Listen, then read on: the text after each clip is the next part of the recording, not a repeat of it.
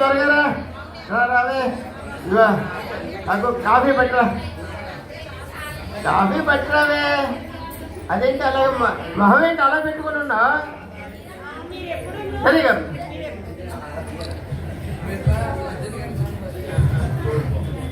మీరు ఎప్పుడు నన్ను సీత అని ఆడుస్తున్నారు. ఇప్పుడు ఎప్పుడు బుజ్జి చంటి అని పిలిచేవారు, ఎంత ముద్దుగా పిలిచేవారు, పండు అని. ఇలాంటివన్నీ వదిలేసి సీత సీత అని ఆడుస్తుంటే నా మీద ప్రేమ తగ్గిపోయిందండి మీకు.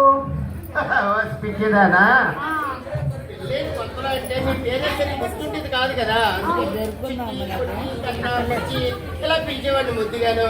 కొంచెం ఇలా అయ్యావు కదా, పేరు కూడా తెలిసిపోయింది కదా, అందుకే పిలుస్తున్నాను అంటే ప్రేమ తగ్గిపోవడం లేదు, మీకు తగ్గిపోయిందండి. అలాగే నాకు తగ్గిపోయింది, నాకు తెలుస్తుంది బాగా. అది భార్యాభర్తల మధ్య ప్రేమ తగ్గిపోవడం ఏంటి చెప్పు? భార్యాభర్తల బంధం అంటే ఎలాంటి బంధం అంటే?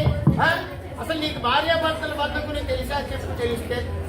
భార్య భర్తలు అంటే చిలక గోరింకల్లా ఉండాలండి. చిలక పచ్చబొట్టు గోరింక అదేం పోలికే.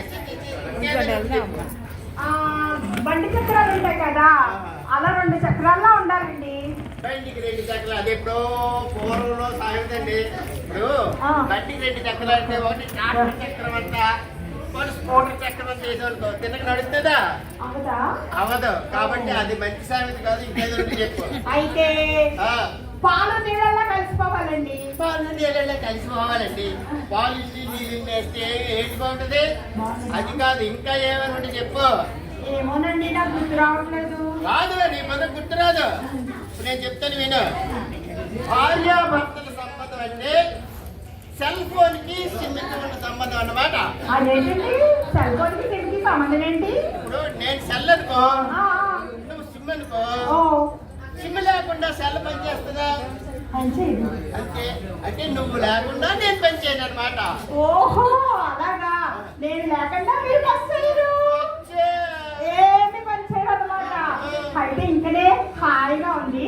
మీరు కిందకి ఏమి అడిగారు? కాఫీ అడిగారు. నేను మీకు బాగుంది తీసుకొస్తాను. అయితే సిమ్ లేకుండా నేను లేకుండా మీరు పనిచేయదు, సిమ్ లేకుండా సెల్ పనిచేయదు, సిమ్ లేకుండా సెల్ పనిచేయదు. ఏమండి ఇచ్చింది ఇది నాది చైనా సెల్ అని, అందులో 3 సిమ్లు ఉన్నాయని దీనికి తెలియదు.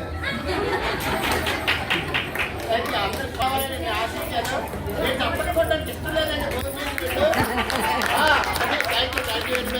సరదా కోసమేనండి అయితే మీ ముందుకి ఇప్పుడు నాగరాజ్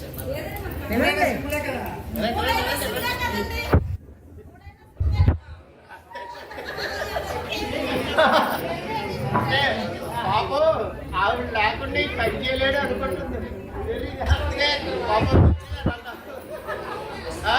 ఓకే అండి, రావాలి వెల్కమ్. ఏంటి సార్ చెప్తారా? ఏంటండి ఏమో రచించుకుని వచ్చారు, ఇద్దరు వచ్చారు.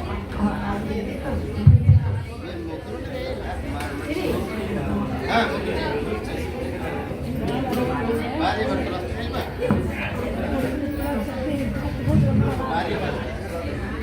ఇప్పుడు ఒకసారి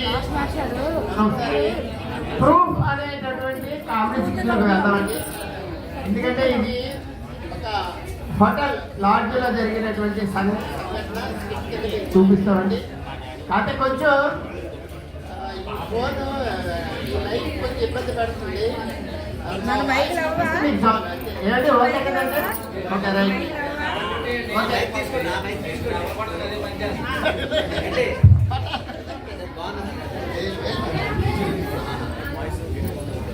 విశాఖపట్నంలో మా hotel. Okay thank you very much అండి.